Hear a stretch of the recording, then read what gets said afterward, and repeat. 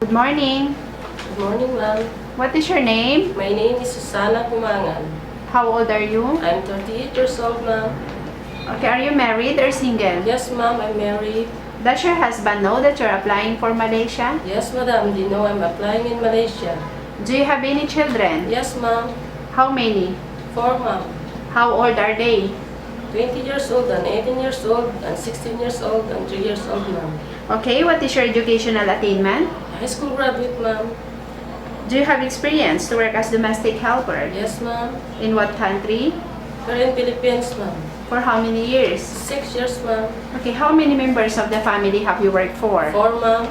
Can you tell me your duties and responsibilities to your employer here in Philippines? My duties and responsibilities is cleaning the house, washing and ironing clothes, and taking care of children with my employers.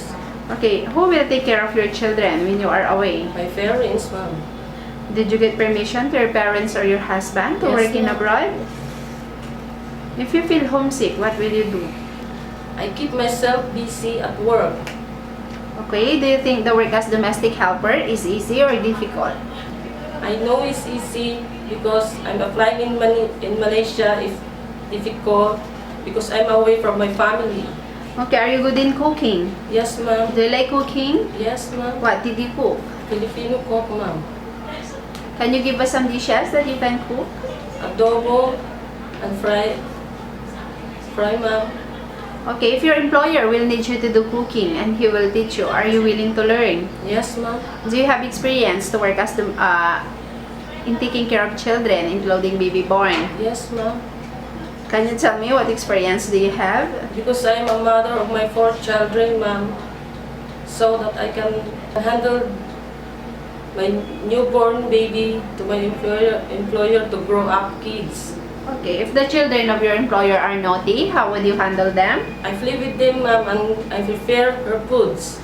What will you do if you accidentally make a mistake with your employer? I'll say sorry to my employer, ma'am. Are you willing to work in a big house? Yes, ma'am. Are you willing to work abroad without day off? Yes, ma'am. Are you willing to work abroad without using your cell phone? Yes, ma'am. Do you consider yourself as a foreigner once you go to abroad? Yes, ma'am. Do you agree that your employer has a responsibility if something's happened to you abroad? Yes, ma'am. Okay, what is the good character do you have as domestic helper? The good character as a domestic helper is kindly, understanding, hardworking, and trustworthy person. Okay, speaking of honest, how will you show to your employer that you are honest person? Example, ma'am, I have money in the laundry, I will give up to my employer.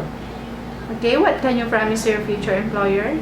I promise to my employer that I finish my contract and do my best duty and responsibilities. Thank you, ma'am. Okay, thank you.